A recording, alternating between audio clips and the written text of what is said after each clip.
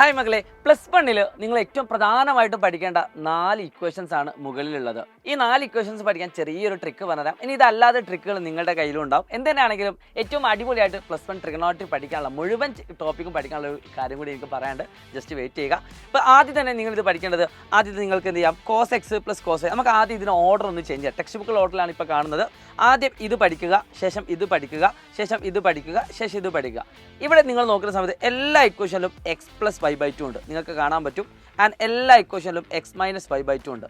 ഇനി ആകെ നമ്മൾ ചേഞ്ച് ചെയ്യേണ്ടത്, പിന്നെ എല്ലാ ഇക്വേഷനിലും 2 ഉണ്ട്. ഇതിൽ ഒരു ഇക്വേഷനിൽ മാത്രമാണ് മൈനസ് ഉള്ളത്. ഞാൻ കൃത്യമായിട്ട് പറഞ്ഞാൽ ചെറിയൊരു കോഡാണ്, എവിടെ നോക്കിക്കോളൂ കേട്ടോ. ആദ്യം ഞാൻ ഇതാണ് പറയുന്നത്.